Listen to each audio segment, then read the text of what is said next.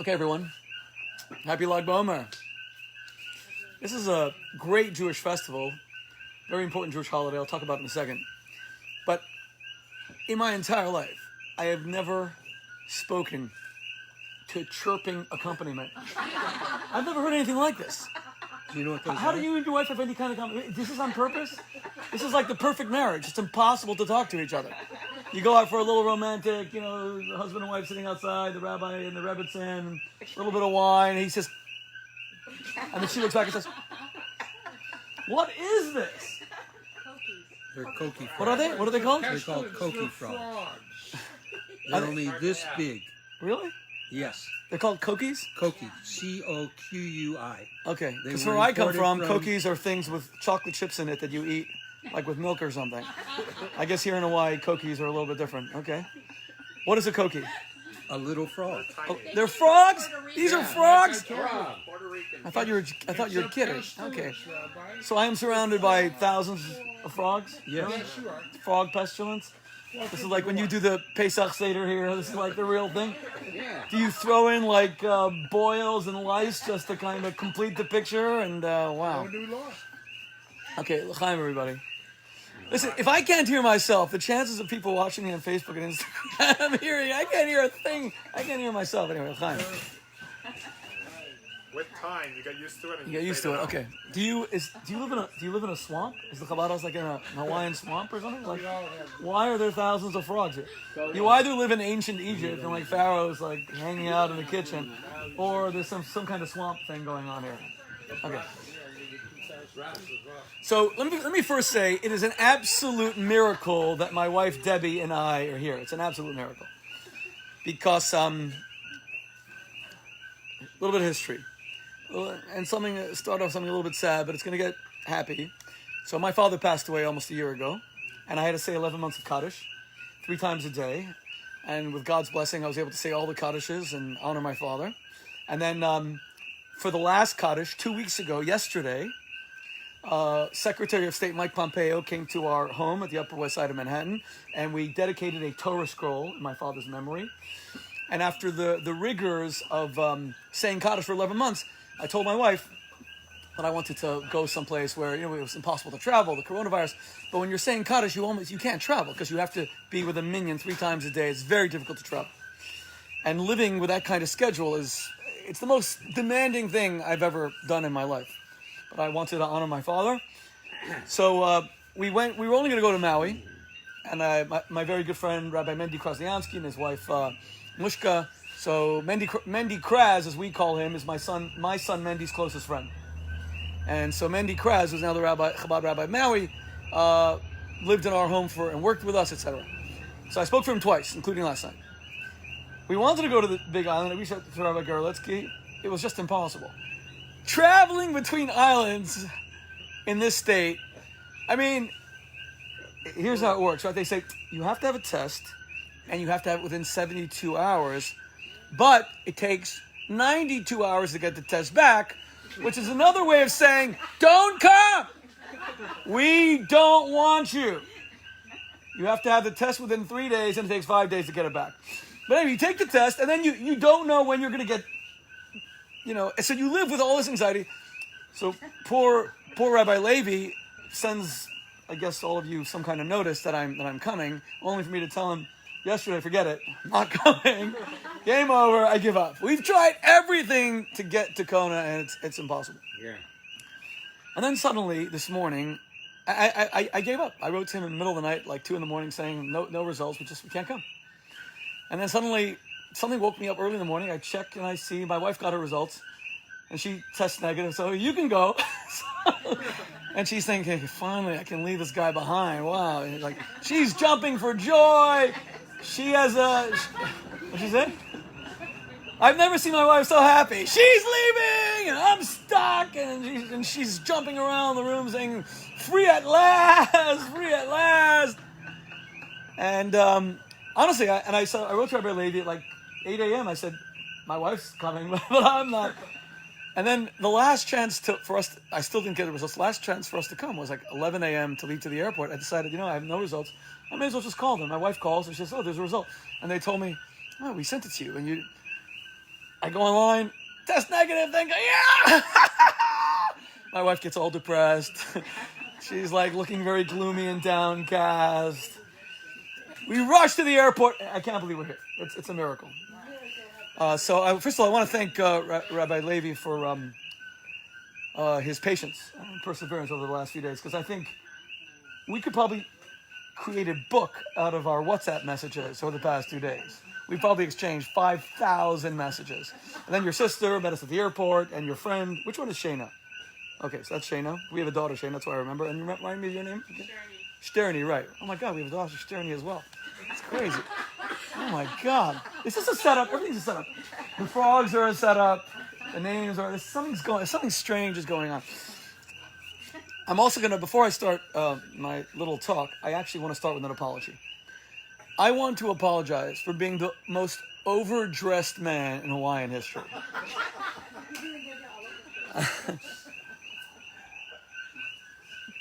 In Hawaii, if you take like two threads and put them over your back, you're already overdressed. Because one thread is plenty. Why do you have two threads? What are you, too fancy? You think too highly of yourself? The reason I'm dressed like this is that last night, when I had to give this second talk for CHABAD of Maui, we were late because of the testing thing. We had to go somewhere. It was a mess. So we had no time to go to our hotel for me to change to give a speech. So I said to my wife, what's better, to be late for my speech or to come dressed like a beach bum, like some beachcomber, like some guy who really just wants to move to the North Shore of Oahu and practice on the bonsai pipeline. And so we get there. I was so badly dressed. My hair, my beard, frazzled. So I didn't want that to happen tonight, so I decided to try to look nice for you guys. And I get here, and you guys look the way I looked last night.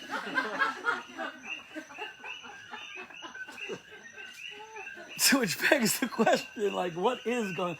You guys all watched the Facebook thing last night, right? I know you did. Yeah. So we're gonna spook him. Okay. I want to welcome the kukas, the cookies. Welcome all the frogs. I'm used to being interrupted during my speeches. I'm used to being heckled. This is like full-time heckling. I've never had a speech which the heckling's, even before you start, they're heckling. These frogs hate Rabbi Shmuley. It's clear that they hate my books. They hate the things I've said. It's a conspiracy, and it's like all going on at the same time. No, this is love, Rabbi. You haven't seen hate yet. No. Well, let's hope I don't. Okay. I will shortly address the terrible, tragic events in Israel, which will forever change what we think of Lag BaOmer. But before that, it's important to say what a happy day Lag BaOmer is. Because for those of us, all of us, who've now gone through an actual global pandemic, I'm 54 years old. I cannot believe what we've lived through the past year. I just can't believe it. I can't believe what I've lived through the past 2 days to get into the island of Hawaii. I mean, it's insane. And even when you get to the airport, there's like 2 lines. After all the tests and the vaccines, and I'm saying, oh my gosh, are we going to the 4-hour line where they test you 20 more times? Oh, please, Hashem. I know Rabbi Levi was davening for me. And we got out, Baruch Hashem. Only to arrive at the CHABAD house, Rabbi Levi said, you have to be tested again. As I arrived. No, I am joking. I shouldn't joke about this stuff because what we've all been through, we now know what a global pandemic is like. I love history. I read a lot of books on history. My wife knows how, when we travel, what a pain it is because I bring all these books on history. I love reading electronics books. You can't read them on Shabbos. Okay. And I've read about the influenza pandemic in 1918. The world survives the First World War. And millions and millions of people are dead. And just when you think that you have a break, suddenly the Spanish flu devastates the United States, and then they think it's over, and it starts over again. And that was 100 years ago. We've now lived through something, thank God, not as bad, but even with all the modern science, it could barely protect us. Now, thank God, we have the vaccines. By the way, I said something good about the vaccines. Chabad of Maui, one woman got very upset. I was amazed. She said that vaccines are like Israel's doing like Nazi science experimenting on its population. We'll talk about that as well. But until the vaccines, there was nothing modern science could do. Hawaii had to close itself off to the world. My wife is Australian. Normally, when we come to Hawaii, we're able to fly to see her parents, to visit her parents. And I was a Chabad rabbinical student in Sydney, Australia for 2 years, and I know the community extremely well there. And I love speaking there and meeting my old friends. And we can't go to Australia now. They're totally closed off to the world. Yeah. They were always a continent, island nation, and now they're a planet of their own. Yes. When you were here before, you brought all your kids, and now they're all grown up. Yeah, how do you remember? When was that? How many years ago? Well, it was David's birthday, because we took him on a helicopter for his birthday. Right. 4 years. He was 10, 11? He was 10, 5 years ago. Wow. How time flies. Oh, wow. I have 9 children, and my wife has 10. You'll figure that out in a second. Okay. But we normally go to Australia to visit my in-laws. They don't want me coming either, but I go. And now we can't. I was just speaking to my father-in-law as we pulled up here. They're, what are they, 20 hours ahead? Crazy, 20 hours, 15 hours ahead? So it's going to be Shabbos there. We've all lived through a pandemic. And Lag BaOmer commemorates the end of a pandemic 2,000 years ago, when one of the 5 greatest rabbis that ever lived, Rabbi Akiva, and a name that we're all familiar with. Even Jews who are not necessarily very traditional, are not necessarily very involved in Jewish life, have heard the name Akiva, Rabbi Akiva. And he was a illiterate shepherd boy. And he falls in love with the richest girl in all of Israel, whose name is Rachel. And she says to him, if you teach yourself to read and write, and teach yourself the Hebrew alphabet, I will marry you. But I will not marry someone who doesn't love the Torah.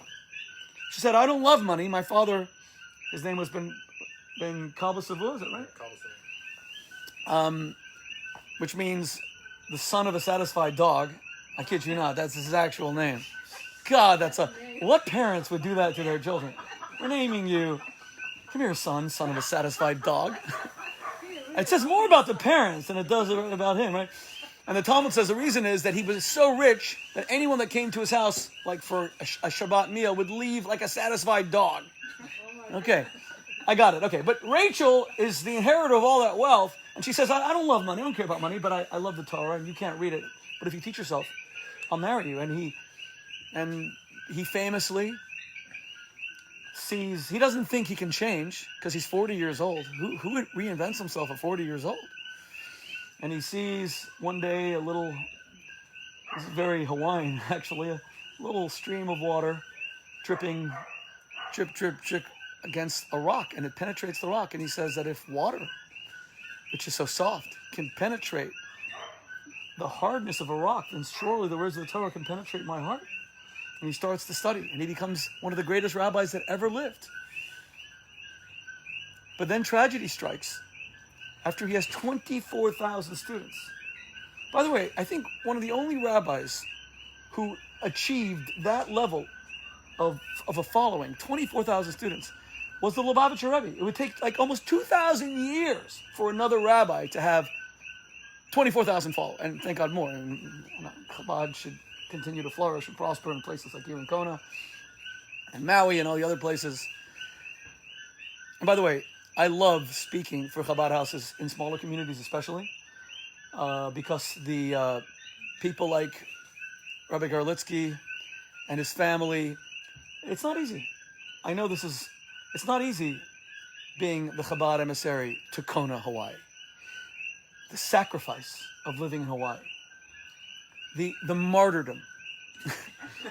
the sheer pain of having to live as a rabbi in Hawaii.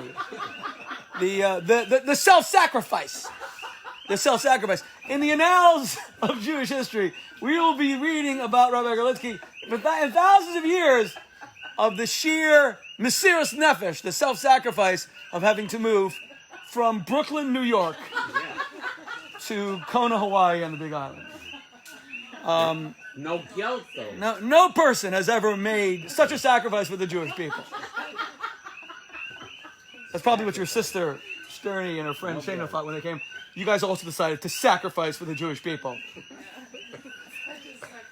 But seriously speaking, it's a beautiful place. But we in the Orthodox Jewish community are used to being around people who are a more formal, traditional community. And you move away, and then you become family and the community.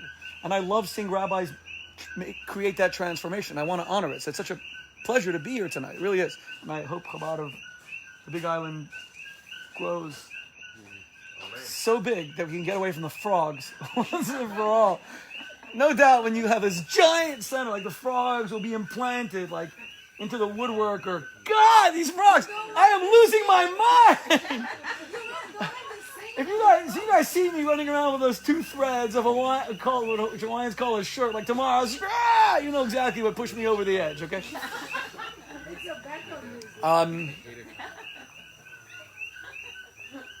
So the Rebbe also had tens of thousands of students, but Rabbi Akiva achieves this in ancient Israel under the most horrific circumstances. He would eventually be martyred under the Romans. He would eventually die one of the most horrific deaths of any Jew in history.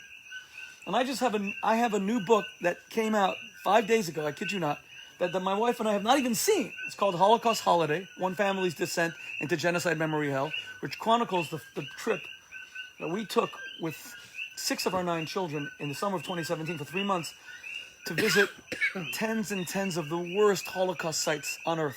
Auschwitz-Birkenau, Majdanek, Treblinka, Warsaw, the Łódź Ghetto, Sachsenhausen, Mauthausen, horrible places. And I took my children because I wanted them to remember the 6 million. And stories in this book, like the story of our 8-year-old daughter, who some of you may remember, Chetziva, who was she must have been 6 when she was here, 7, saying to us, her birthday is July 3rd, the day before the 4th of July, and our daughter saying to us, Mommy, Tati, I'm begging you, I don't want to have my birthday in Auschwitz.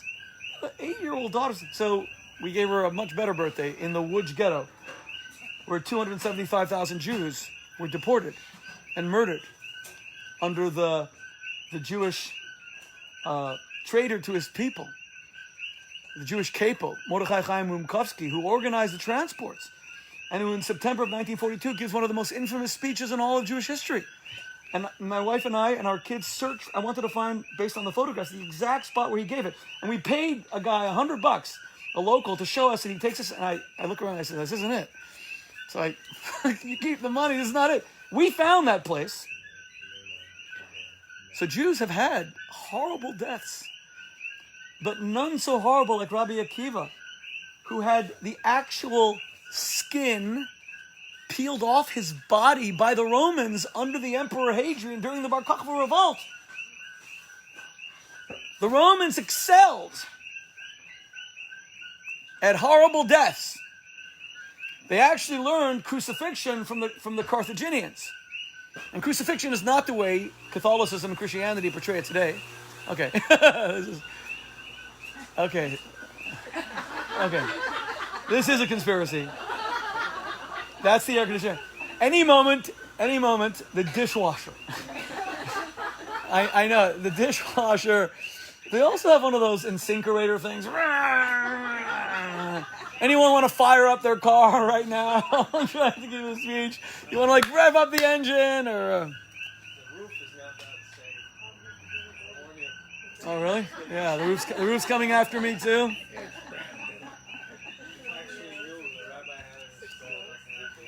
Really? This whole space is new. And it's beautiful. Maybe, it's like a half a year old. Okay, but... It could have all been for you. Really? It looks pretty safe. Okay. It's what? It's beautiful. It's actually a beautiful space. Down already. No, I'm only being humorous. I'm actually very impressed. It's a beautiful space. I think I'm going to stay. I think I'm going to like move in. You can't get back into Hawaii once you leave. So if I like kind of camp here for a couple of years, why leave and come back after 5 years. Just stay here and give a speech in 5 years. That's a much better strategy. I came to hear about Biden. You can't hear about Biden. Well, we're gonna have questions, so you'll be able to ask me anything, and I won't hear you, and then I'll be able I to. have a question already. What Do you? year is this? Oh, good question. So, that's a very good question. The problem with asking me questions about history is that I love history, and I will go on too long about history. So, the Jews revolted against Rome between the year 66 to the year 70. That was 2,000 years ago. They were crushed in that revolt, and the Second Temple was destroyed. We commemorate that till today with the fast day of Tisha B'Av, the saddest day on the Jewish calendar, which is usually around August. That's not when Rabbi Akiva was killed. Believe it or not, after the Jews revolted against Rome and were crushed under the Emperor Vespasian and his son Titus, 60 years later, they revolt again under a new leader called Bar Kokhba, Ben Koziba. And they defeat the Romans, and they lay the cornerstone of the Third Temple. A lot of Jews don't know this, that we actually once laid the cornerstone of the third Beis Hamikdash, of the Third Temple. And the Jewish army was so strong that the Emperor Hadrian had to come himself to lead his legions against this tiny little Jewish army who invented guerrilla warfare.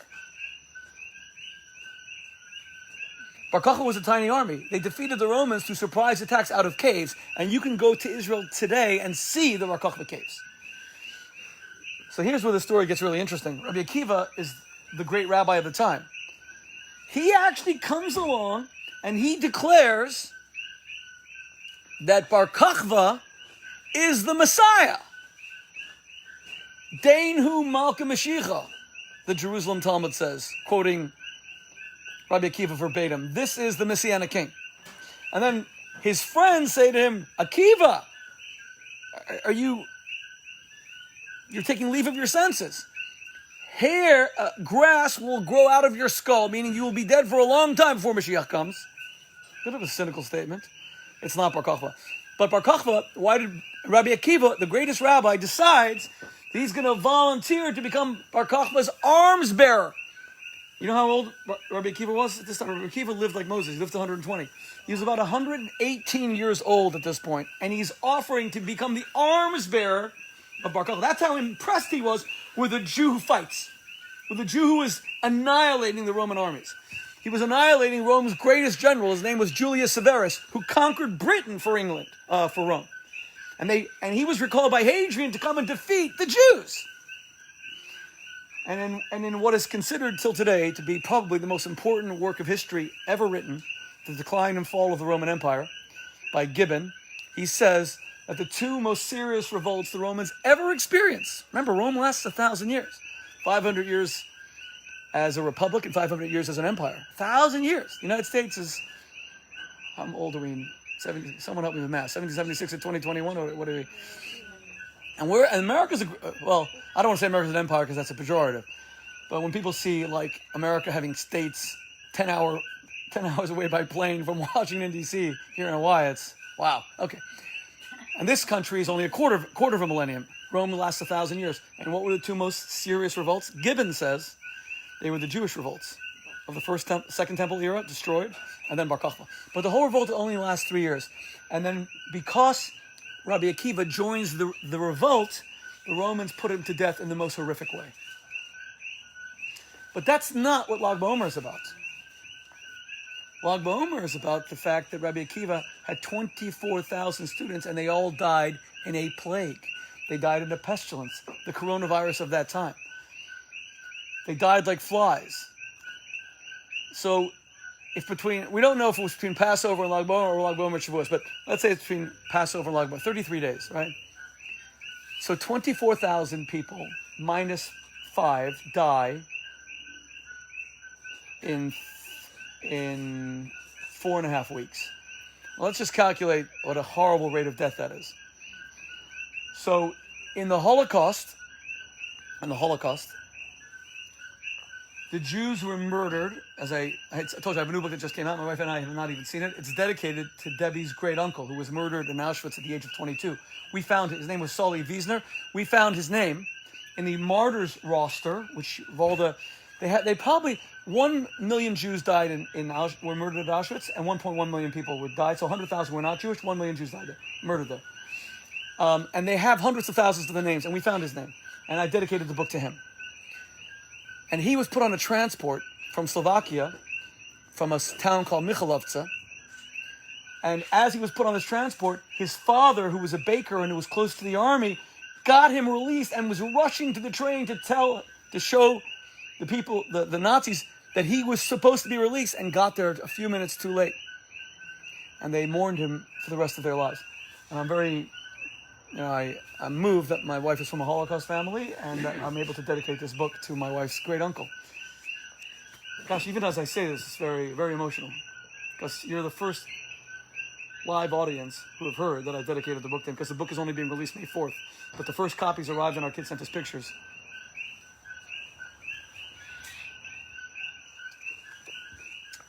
So let's calculate the rate of death. Rabbi Akiva's students died at such a rate. It's astonishing. How many Jews were murdered in the Holocaust on a daily basis? The numbers are staggering. They're too sad, too horrible to contemplate. And they're so big that they lose meaning in the quantity. Anyone know what it was? The average? 10,000 Jews a day for 4 years. It's impossible staggering. But this will give you some idea what that means.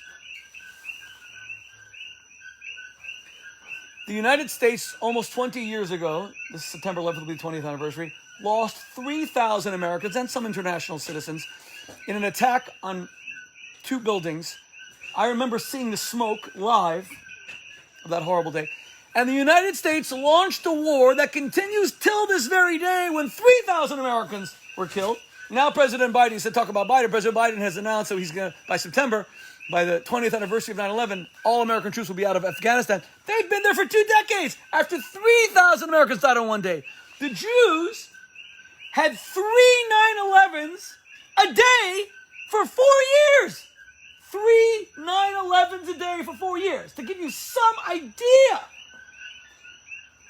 The tragedy that happened in Israel tonight, Allah Akbar, 44 deaths already.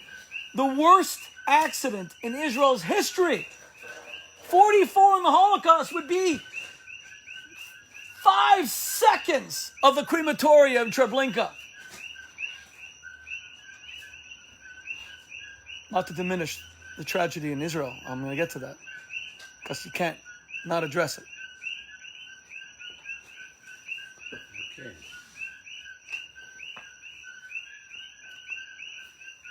But Rabbi Akiva so 10,000 Jews die a day during the Holocaust. In Rwanda, in the Rwandan genocide, April to June 1994, 880,000 people died in 3 months. That was even faster than the slaughter of Hungarian Jewry in 1944. My wife's family, Slovakian, Hungarian, Romanian Jewry, 550,000 were killed. That was up until then was the fastest rate of the slaughter of humanity in history. It was exceeded by the Rwandan genocide in 1994. 330 people were killed every hour. But the death of Rabbi Akiva's students is almost at that rate when you think about it. 24,000 people died of a plague in 4 weeks. And the Jewish tradition has always been that they died because they practice irrational hate. They were great Torah scholars, but they didn't like each other. And I've often thought to myself, what is irrational hate? Irrational love is where you love someone without cause. You just decide to be nice to people who haven't earned it. It takes a lot of practice, by the way. I write a lot of books on relationships, sexuality, attraction. One of the arguments that I make is that the standardization of beauty among Western women, I don't know how women have allowed themselves in such a misogynistic culture that standardizes beauty and says you have to look like this to be attractive. You have to be super thin. You have to be very young. Your hair has to be this color. Your body shape has to be like this. and then women do everything, including getting surgery, to look like that. Wow, we're really teaching women how to kind of dislike themselves if they're prepared to go under the knife to fit a standardization of beauty, which is very modern, changing constantly. Like today, of course, it's being super thin and super young. Go to any of the great museums of the world, you'll see that it was curvaceous and fleshy women who were attractive in the times of Michelangelo, the times of Rubens, in the times of Da Vinci. The Mona Lisa, she's not a super thin, bags of bone and a rib cage kind of look. That's not what was beautiful back then. But women do this to themselves because of the standardization of beauty. But what happens is that men then are only attracted to a certain kind of woman. They're not attracted to womankind, which is what heterosexuality is supposed to be about. That boy meets girl, boy is attracted to girl, boy falls in love with girl. They're not attracted to womankind, they're attracted to a kind of woman, a very specific kind of woman. And that means that our masculinity has been compromised in some way. We're not heterosexual men, we're kind of fractionally heterosexual. We're not attracted to all women, we're attracted to 20% of the female population. That's kind of sad. Because one of the things that I believe is that Judaism always tries to actually enhance attraction between the sexes, which is why we respect it. Judaism has a mechitza at an Orthodox shul because we actually respect the attraction between the sexes. We want it to exist. We don't want to kill it off in a unisex society that undermines all gender difference. Okay. But loving someone irrationally means not loving them because they're young, beautiful, sexy, erotically attractive, wealthy, successful. It means useful to you, convenient. Loving someone irrationally means deciding to see the spark of God in them. In every person, including a panhandler on the street, including someone who life has given up on them, but you see that they are still a child of God and they have infinite worth and infinite value. That's irrational love. Super rational love. Love that transcends any bound. It's what we call Ahavas Yisrael. It's what we call to love a fellow Jew. And indeed, every human being, the way you want to love yourself, which is what the commandment in Leviticus 19 is, V'ahavta l'orecha kamocha, which is the hardest thing. How do you love someone like yourself? Hillel said it perfectly. Treat people the way you want to be treated. It's a commandment about activity. That which you hate, don't do unto others. You hate being humiliated. You hate being overlooked. You hate being invisible. Never treat anyone like they're invisible.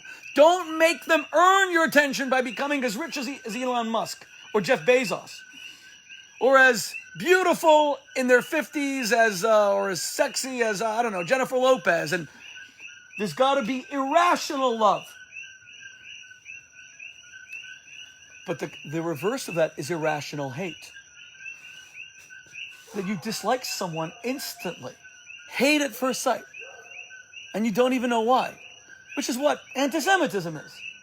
Anti-Semitism is the world's oldest hatred. No one's ever been able to explain it. Gosh, I wish I had the time just to talk about that, because I've written several books about what are the sources of anti-Semitism.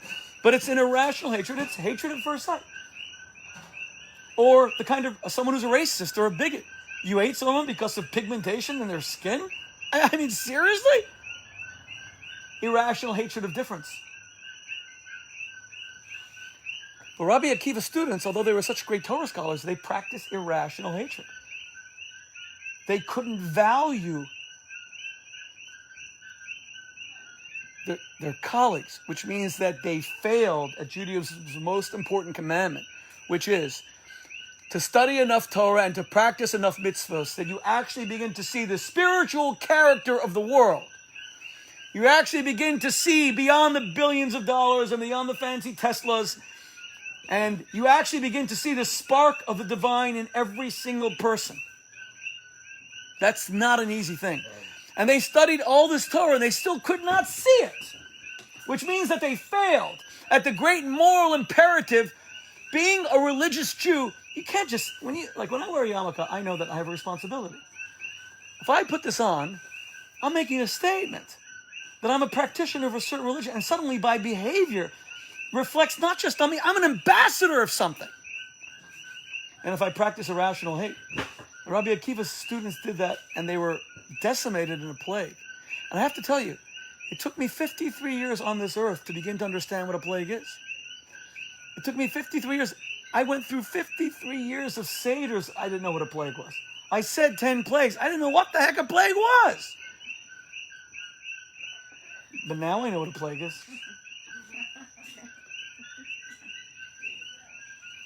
And they were decimated in a plague, and they didn't have vaccines, and then suddenly they stopped dying on this day, Lag BaOmer, and it became a great day of celebration. And this is one of the happiest days of the Jewish year. And it's actually sad that not more people know about it. Look, it took 95% of world Jewry has a Passover Seder. That's the same number of Jews who are circumcised. That's really interesting. Essentially, Jews today practice three things. I'm talking about like the global American Jewish population, whether you're Reform, Reconstructionist, Conservative, Orthodox, also, there are three things that you do. You have a Passover Seder, which is really interesting. You still circumcise.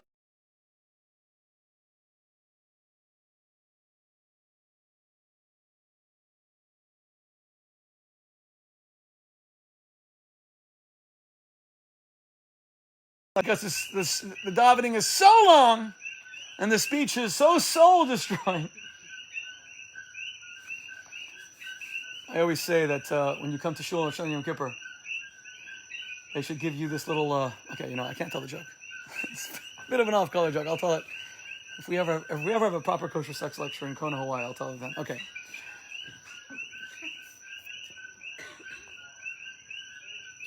But there are three things that the Jews practice, and I went through 53 years of the Passover Seder, and now I know what a plague is.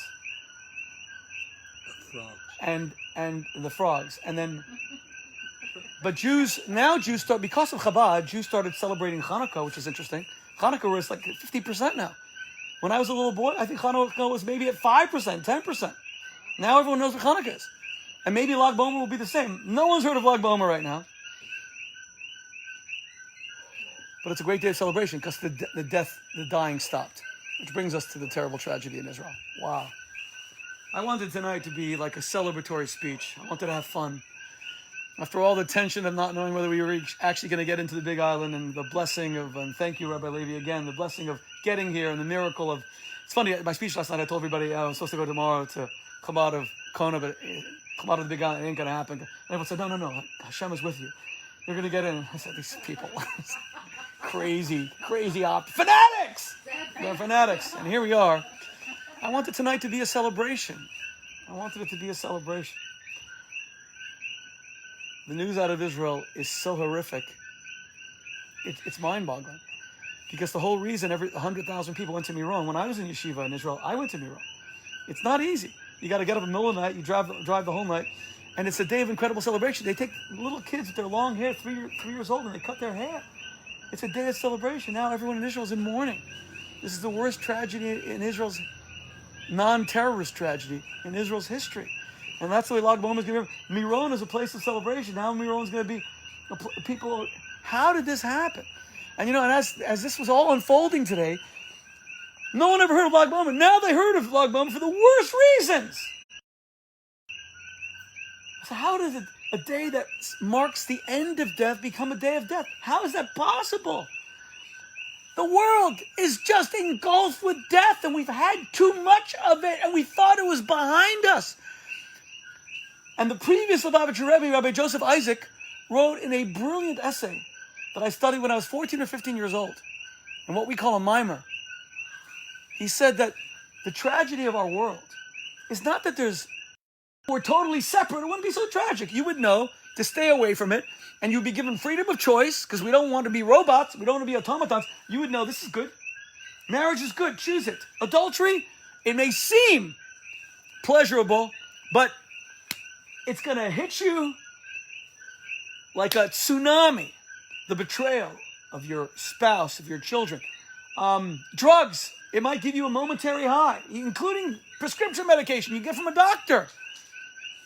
But the abuse of it there's a price to pay. God gives us freedom of choice. As long as good and evil were separate, Rabbi Joseph Isaac says, the world was still pretty perfect. You don't want a world that has no bad because you don't want people not to have choice. But they were separate. When Adam and Eve sinned, what they did was they took all the blessings that God gave them and they did something bad with it. They took the good and they mixed it with the bad, in other words. And the tragedy of our world is how good and evil are mixed together so inextricably. Like you see what happened tonight in Israel. Israel is the world leader in vaccinations. They have vaccinated 68% of the population. So Israel just 10 days ago lifted all mask restrictions because of the vaccinations. And by the way, one of my students at Oxford, our student president, when Debbie and I were the Rebbe's emissaries at Oxford, England, from 1988 to 1999, one of my student presidents was Ron Germer, who was Israel's ambassador to the United States up until this January. He was ambassador for 7 years. And he and Prime Minister Netanyahu were, they pulled off this miracle of getting all these vaccinations from Pfizer, Moderna. Israel leads the world in vaccination. It electrified the world in what a tiny country can do. And yet, all the good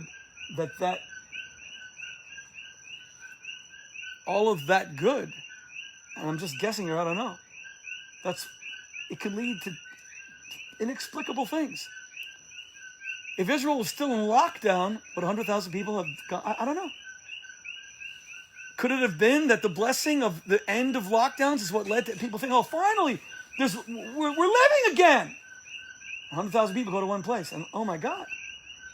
I mean, if they didn't have the blessings of coming out of the pandemic, this might not have... I mean, how is that possible? How is it possible that the state of Israel is only born because of the grief of the Holocaust? And by the way, I never justify the Holocaust by saying that Israel came into existence because of it. But there's no question that that an essentially anti-Semitic UN, which has been anti-Semitic for 7 decades,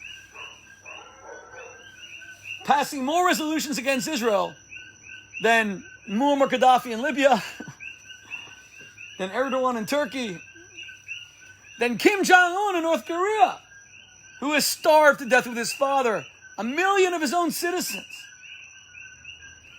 There's no question that the UN, which hates Israel, the only reason the UN voted to make Israel a state in November of 1947, in a building which is today the Queen's Museum, which you pass every time you go to LaGuardia Airport or to Kennedy Airport in New York, the place where Israel came into existence in this nondescript Queen's Museum on the highway on the way to the airport.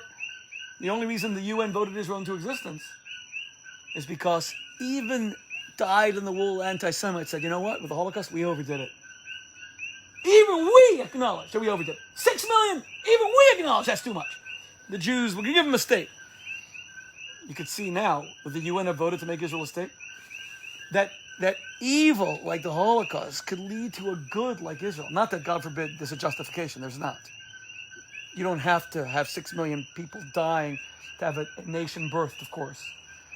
But the fact that good and evil are all so mixed together, the fact that I could think so much about life after the loss of my father, after the death of a parent, the fact that the Lubavitcher Rebbe can pass away, and I remember the Rebbe's funeral. I was the Rebbe's emissary at Oxford. I got on a plane, rushed. My wife was driving like a maniac to Heathrow Airport so I could catch the plane and make the Rebbe's. And only because England is 5 hours ahead was I able to make the Rebbe's grave. I made it from Oxford, England to New York City by 4 p.m. Eastern time. And I was at the Rebbe's. The fact that the Rebbe's passing ends up with an explosion of Chabad movement all around the world. And now this day of Lag BaOmer, which is a day of Oracle at Delphi, that he was the smartest man in the whole world, the wisest man. When he heard this, he laughed.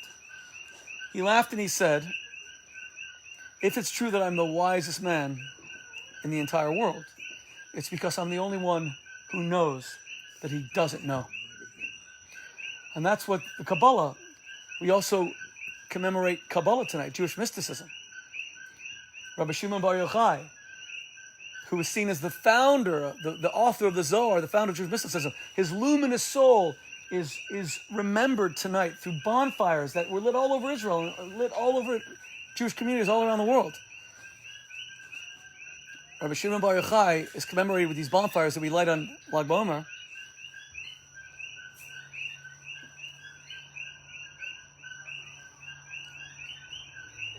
And he gave us this mystical side of Judaism, this esoteric mystical side, the ability to see the hidden within the obvious, to see the invisible within the visible. Wow, what a blessing that would be to a world that is so obsessed with only that which is visible, to the exclusion of anything.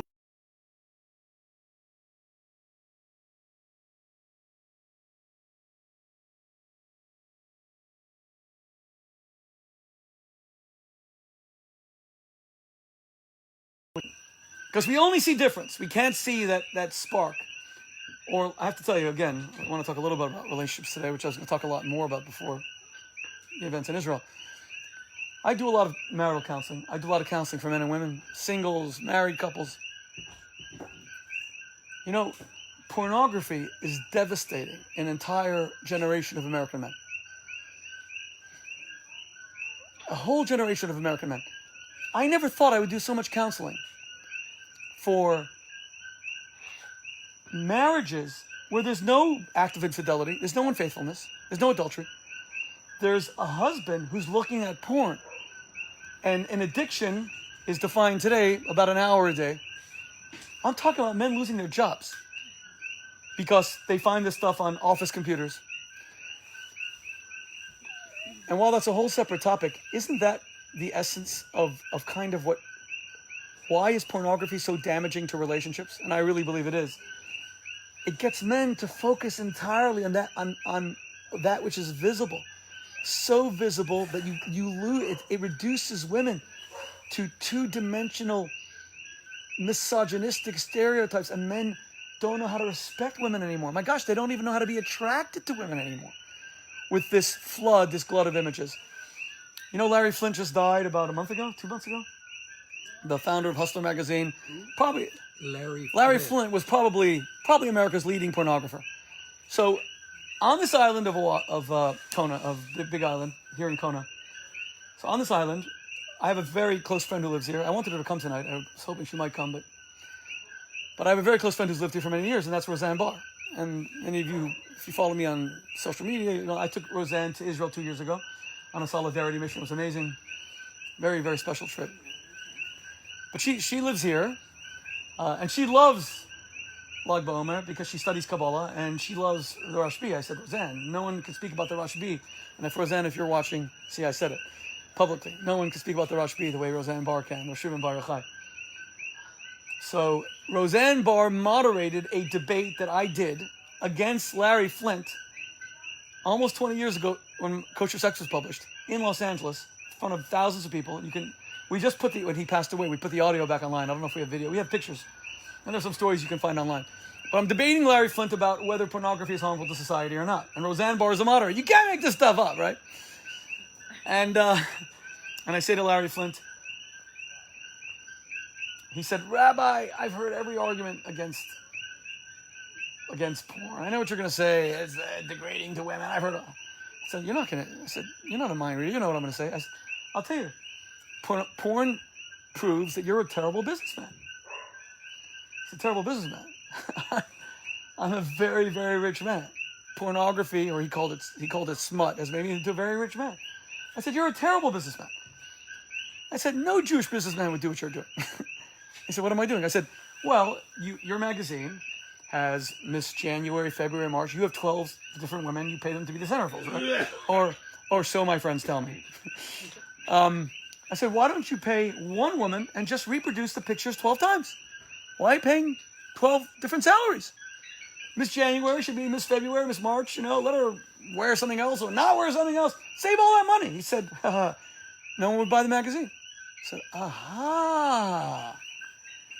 So pornography actually diminishes male attraction to women because once you've seen a woman undressed, you're not going to buy February and March. In other words, what pornography has done is make men attracted to women in volume. There has to be thousands of pictures. It's diminishing the masculine ability to be devoted to one woman. We're paying a terrible price. And it's all about being addicted to the visible and not seeing the subtlety, the hidden, which is within the obvious. the miraculous which is within the natural, the extraordinary which hides beneath the ordinary. That's love. Love is to see the miraculous behind the natural, to see the extraordinary behind the ordinary. You know, I'm on a plane coming to Hawaii, not this time, but, you know, and there's this kid behind me, and he's like kicking the seat in front of me. He's kicking the seat in front of him, that's me. He's kicking. And this little brat. And I'm singing, why me? Little anti-Semitic kid behind me. He's kicking the seat. And then the airline gives everybody lunch, and that day it's pasta. And I suddenly feel my yarmulke going in a circular motion around my head with wet ragu sauce dripping down into my beard. This beautiful child behind me had decided to place his pasta into my scalp. So his mother says to him, Damien, stop that right now. He is the devil. I decide I can't take this kid anymore, you know. I turn around, I lift his hair, and sure enough, I saw 666 imprinted on his scalp. And when I finally mustered the courage to say to his mother, look, can you, I have ragu sauce in my hair. Can you just ask Damien, a.k.a. the devil, to cut it out a little bit? His mother starts to laugh, thinking that I'm playing. It's just, isn't he a darling? I saw evil incarnate. And she sees this cute, beautiful thing. But that's what love is, right? Love is the ability to see the hidden within. She sees something beautiful. I see a brat. Right? On a plane, you see the mother walking with the baby. You're sitting there, you see, no, let it not be me. Please don't. We love children. Let it, please, God, please. And then you're on your knees, not me, please. And she sits next to you, no, Lord. And then she says, oh, I'm sorry, wrong seat. She leaves us, there is a God, yes. Yes, Lord, yes. Yes, praise the Lord. But a mother doesn't see a wailing, screaming infant. A mother sees a beautiful baby.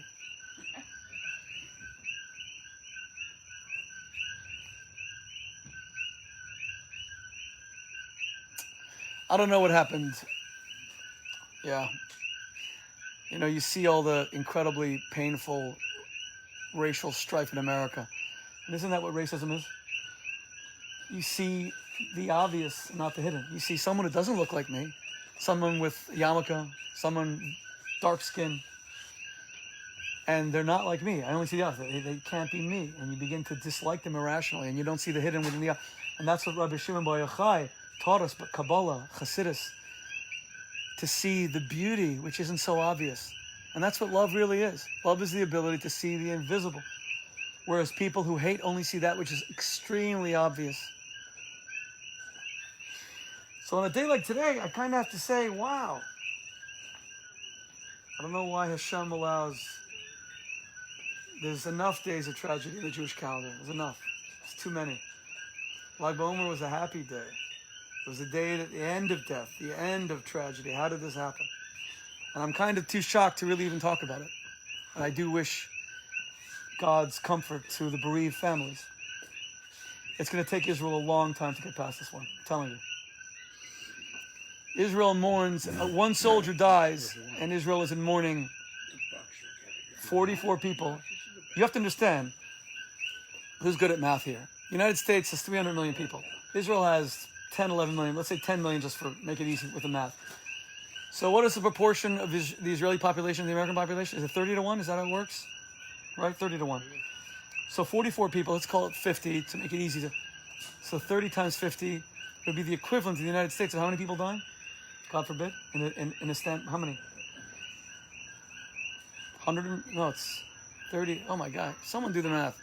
We're talking hundreds of people. It would have been the equivalent of hundreds of people dying. It's a tragedy beyond description.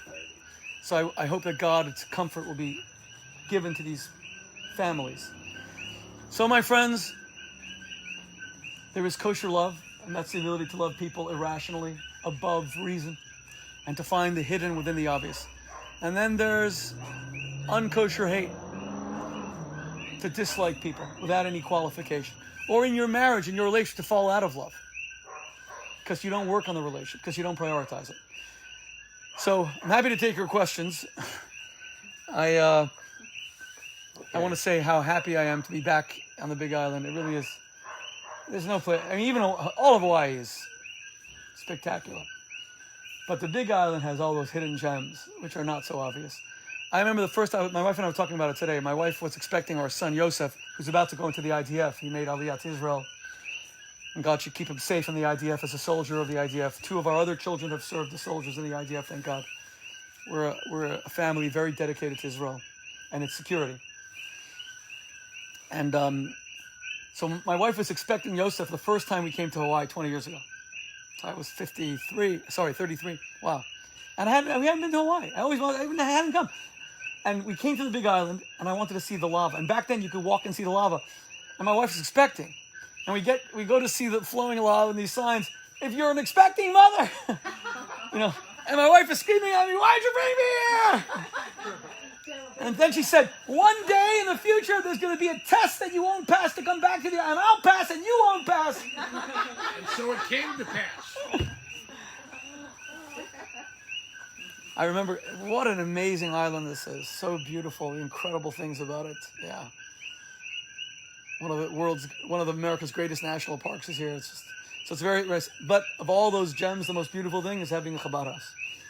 Having a rabbi and a rebbitzin and their family, and creating a Jewish family which will spread the light of Judaism to all people, so that we see the spark of God in each and every person, making them feel what they truly are, which is that they are of infinite value, infinite worth, now and always. Thank you very much. Chaim. Okay. Okay? Go ahead. Yes. All right. Fire away. All right. This, and I told this to people, and I consider this too, this is Hawaii. It's not America. It's the People's Republic of Hawaii. Ford said that, okay? So, yes, it's a part of the United States, but we kind of have a different culture here. So we're away. You're in New York where things are happening. Have you met Biden? I have met Biden, yes. Pardon? I have met Biden, yes. Okay. So, when he was a senator. Okay, so here's my question. Okay, what do you think about Biden in relation to Israel and to Iran? It's a great question. Okay. And you can ask questions on any subject. Because tomorrow on Shabbos, we can't talk politics. Well, I wanted to talk about Lag Boma tonight. I'm happy that we did, but let's talk about anything that you want to bring up. Hold on. Okay. Well, the first speech that I gave for Chabad of Maui was about Israel, about 10 days ago.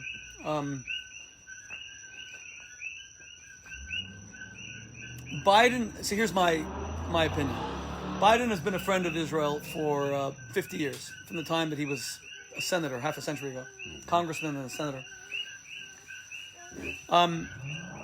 That friendship was severely challenged when he became Vice President of the United States in the Obama administration, which passed the Iran deal. And he, as a loyal Vice President to the President, which is what you expect from a Vice President, he was very involved in selling the Iran deal to the American people.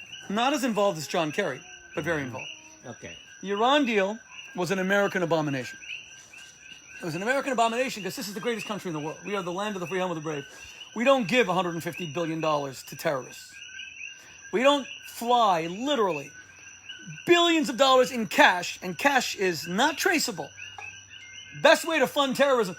President Obama was flying literally 740 jumbo jets filled with cash. To where? To these killers, to Tehran. Pardon? To these killers in Tehran. To the mullahs in Tehran. Tehran. Iran. Yeah. And I want you to understand how much $150 billion is. I know that today, every day President Biden proposes another $2 trillion spending bill. This is how much $150 billion is. Israel is the largest recipient of American foreign aid every year. How much did they get? $3.3 billion. It was actually raised by President Obama in the last months of office, for which we're very grateful to President Obama. He raised it. It was $3 billion, went up by about 10%. It would take Israel, the largest recipient of American foreign aid, 50 years to get what Iran got in the Iran deal. 50 years. In one deal. Right. And for those who say, well, it was their money, that's not true. It was unfrozen Iranian assets, but it's not the regime's money. It's the people of Iran's money. The regime is not the people of Iran. They were never like, these are killers. They're a greater threat to their people than they are even to the rest of the world. It's the people of Iran who suffer the most under them. So Biden was very involved in selling the Iran deal, and so his close friendship with the American Jewish community was very challenged. Thus far, as president now, and he's not beholden to President Obama's policies, because now he's president in his own right, I think he's done a decent job with Israel. He's done a decent job with Iran. Decent, on the one hand. Let's start with that. He told Iran that he would not lift sanctions as a way of enticing them back to negotiations. So that was a great thing. He did not lift Iranian sanctions at all so far, including the very harsh sanctions that were passed by President Trump and Secretary of State Pompeo. But the Biden administration is speaking to Iran in Vienna right now, and there probably will be an Iran deal too, and that will legitimate. Well, John Kerry is officially the climate envoy, whatever that means. But the Biden administration is now speaking to Iran in Vienna, and that is very worrying. It's worrying because Iran is with North Korea, Iran is the most evil regime on earth. They stone women to death. They hang gays from cranes. They are anti-Semitic to their core, and worst of all, they're genocidal. They are dedicated to the perpetration of a second Holocaust, when one was plenty, which of course is the greatest understatement maybe in world history. That we would give any legitimacy to that government. By the way, let's be clear. Secretary Pompeo told us when he was at our house, too, he said it publicly, the Trump administration was also prepared to do a deal with Iran, but the right deal. And even Prime Minister Netanyahu said that he's happy for the United States to do a deal if it's the right deal. What's the right deal? Total dismantling of their entire nuclear infrastructure. Yeah. Mm-hmm. Total dismantling of their ballistic missile program. And stopping every penny of money that goes to terrorism. I would go further and say regime change. But you know what? If Biden was able to achieve the first two, ending the entire first three, ballistic missile program and the end of terrorism, and he did a deal, no one would argue. People would say that that's a great deal. But that's never going to happen because the Iranians are not going to give up their nuclear program the same way that North Korea did. This is a different subject, so I'm not going to get into it, but President Trump's negotiations with North Korea will forever be controversial. But the one thing Trump never did is he never lifted sanctions when he spoke to North Korea and Kim Jong-un, and give him credit for that. He did stop some of the military exercises of South Korea. That was seen as a concession, but Trump's argument always was that America's wasting money on these exercises. It was more about a cost-saving thing. But he never lifted sanctions against North Korea, and they remain crushed by sanctions still today. And Kim Jong-un is a cold-blooded killer. But I hope that answers your question. Biden, the good is everything I said. Biden is a good friend of Israel, and the bad is that they're opening the PLO embassy. It's not exactly an embassy back in Washington, D.C., without Mahmoud Abbas going to elections, totally repudiating terrorism, and repudiating pay for slay. The Palestinian Authority is a terror funding entity. Pay for slay is where all of these terrorists who've killed Jews are on the Palestinian Authority payroll. And before the Taylor Force Act, it was American taxpayer money, your money, that was going to pay terrorists who killed Jews in Israel. So I hope that answers your question. Well, why didn't Israel knock off the Ayatollah? Why didn't they? My feeling was they could have gave him the virus and killed him. And it'd be a natural death. The problem with doing that is that Israel doesn't want to. Pardon? You can't do a surgical strike with a pandemic. Again? You cannot do a surgical strike with a pandemic. You can't do if you give someone the coronavirus, God forbid, it's going to spread, and a lot of innocent people are going to die. So you cannot use a pandemic. Already, But you can't. You can't knock off somebody. You don't use a pandemic to assassinate one person. Israel is very careful about precision strikes with their munitions. No doubt they would do the same. I don't know. I've never worked for the Mossad. Maybe not. Anyway, Maybe. Who knows? it's good I'm not president. Okay, so Biden, Israel, he thinks the Palestinians are underdogs. Yeah, you're probably referring to what a friend of mine calls, and he wrote a book called what's that? Yeah. Underdogma, right? Yeah. Underdogma is where you naturally just champion the underdog, and whoever is the weaker party, you just champion them. I always tell people, it's such an absurd philosophy that if it's the weaker party, in the last 3 years of the Second World War, but especially the last year, the Nazis, the Germans were the underdogs.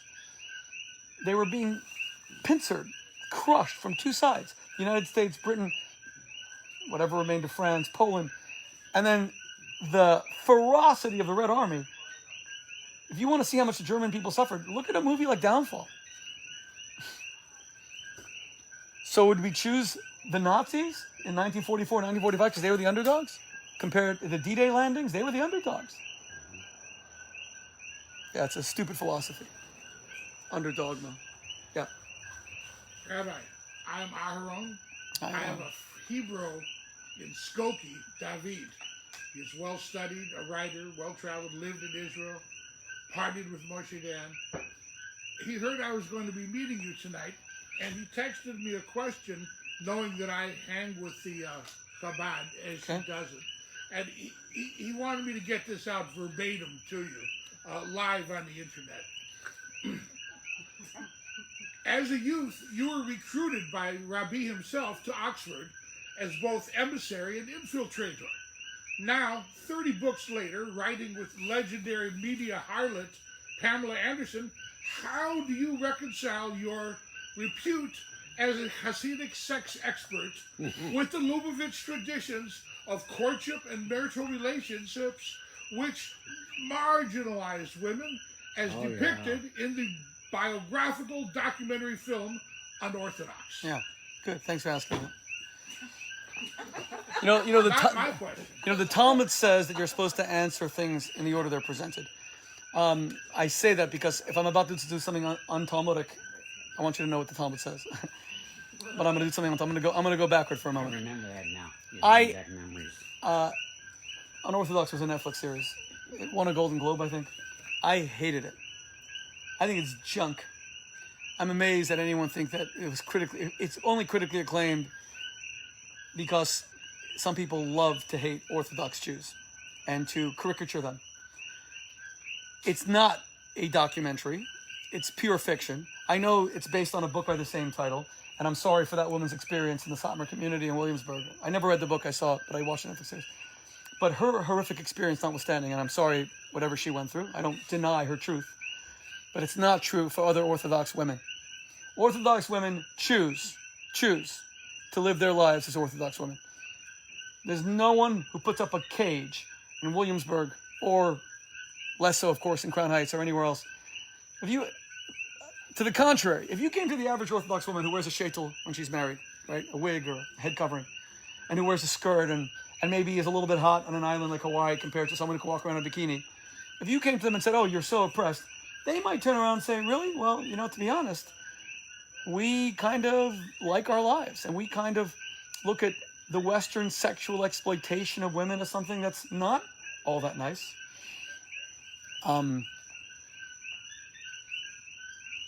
Like in our communities, men are trained to date one woman at a time through a shadchan, through a matchmaker, and to actually marry a good woman.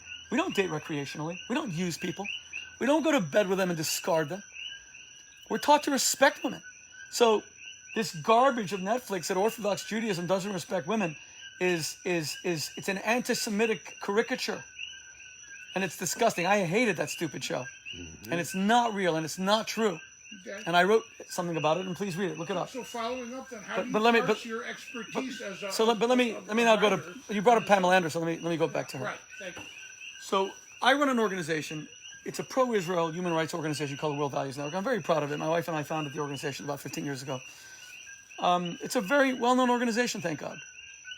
And we try to promote universal Jewish values, and we stand up for the Jewish state, and we stand up against genocide around the world, including we were big fighters for the Armenian genocide to be recognized, which was recognized by the United States and by President Biden in a great act of moral courage this past Shabbos.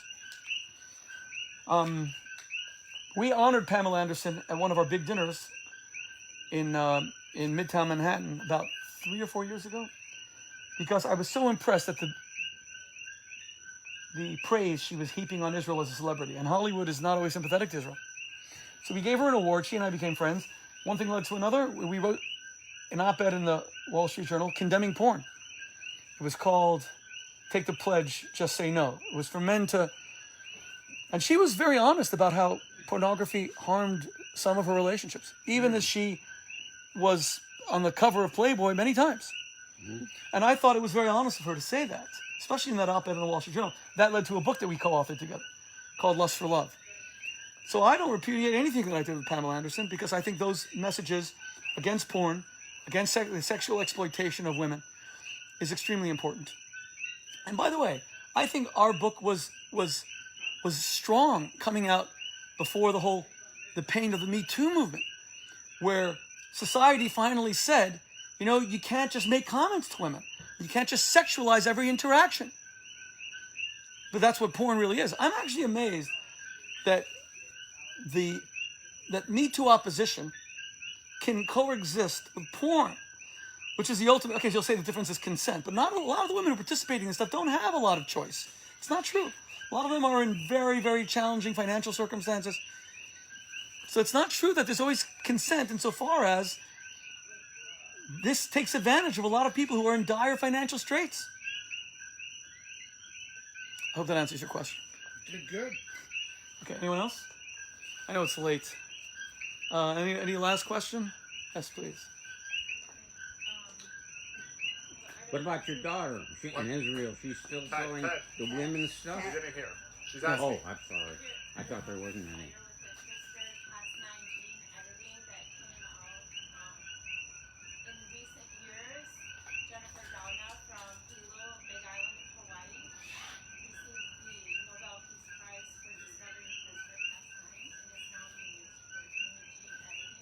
Yes, of course. That's the book by, what's his name? Repeat the question, please.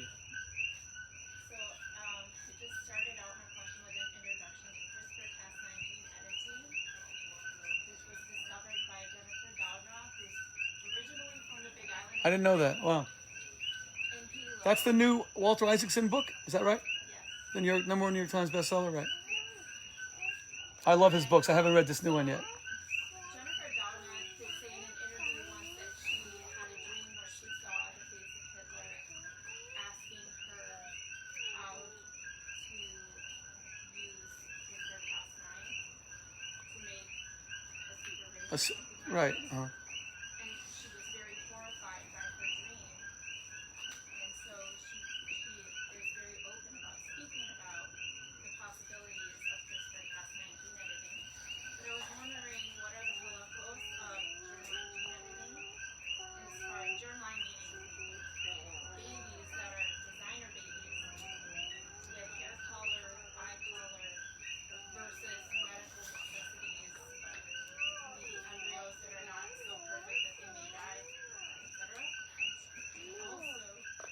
Also, stemming from that, the possibility that such gene editing could be possible to genetically engineering superviruses, Yeah. such as coronavirus is suspected by some people to have been leaked from the Wuhan Institute Yeah. of Virology. Yeah. Yeah. In fact, if I'm not mistaken, I think that Secretary of State Mike Pompeo is a public official who said that it was leaked from the Wuhan laboratory. But did he say that? I shouldn't say that without being sure.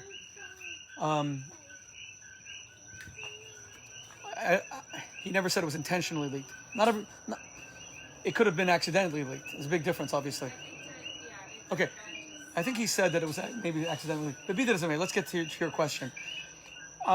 What's her last name again? Jennifer Doudna. So I only found out about her with this new Walter Isaacson book. And I've read all of his, I think I've read all of his books, but I haven't read this new book. It just came out. But I want to read it, and I'll get it, God willing, and I'll read it. His books are amazing. His book on Albert Einstein, his book on Da Vinci.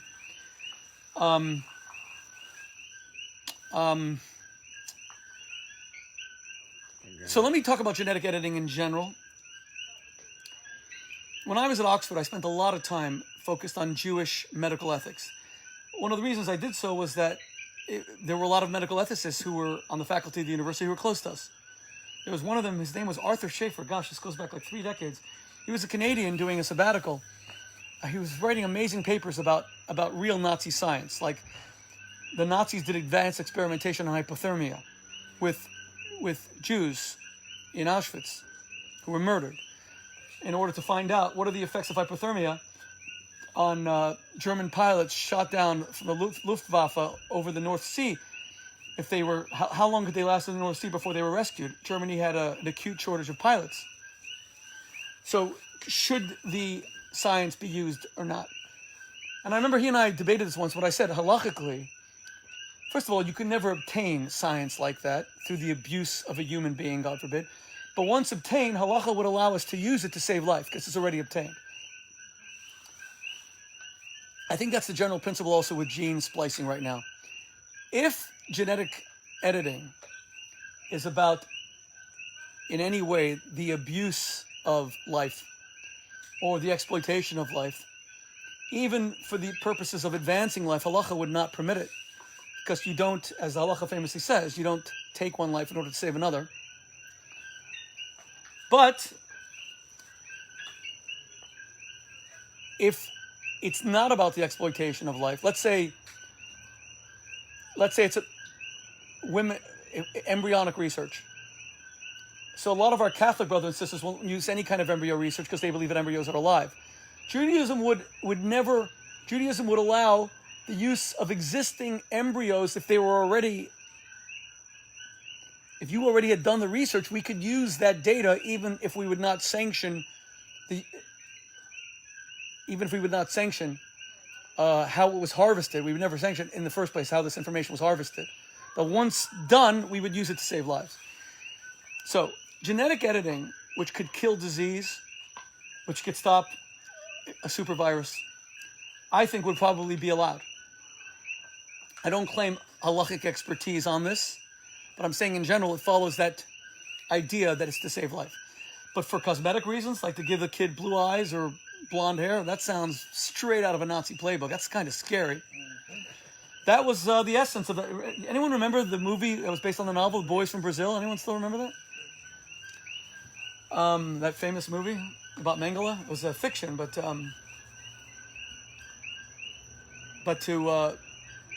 to genetically codify like an Aryan super race, that's kind of scary.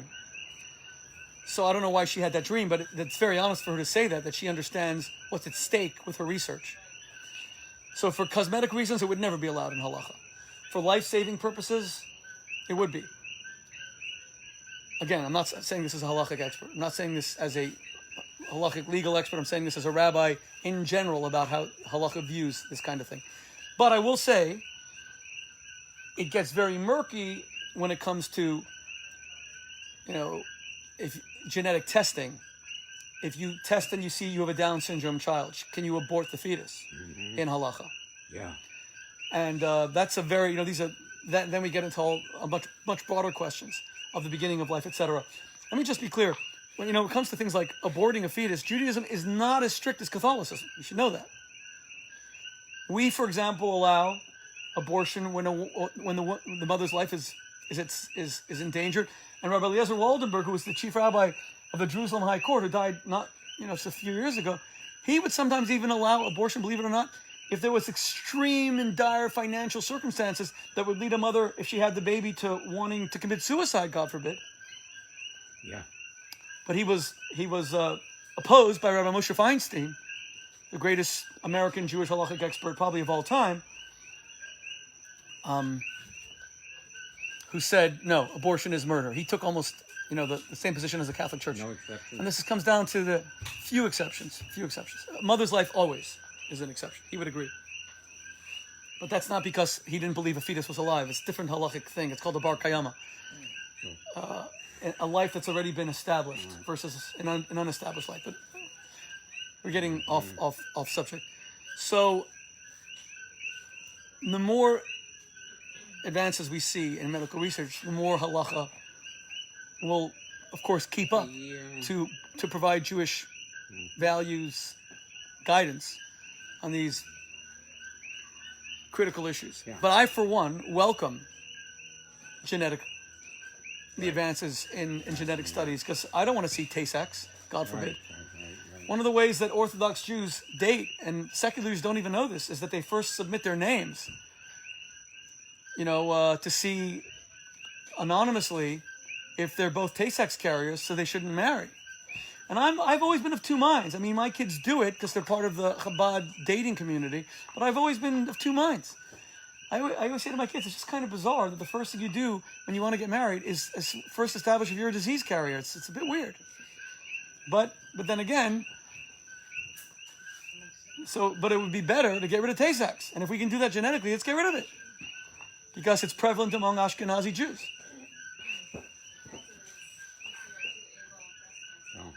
Right. Yeah. You don't believe in the women's right to choose.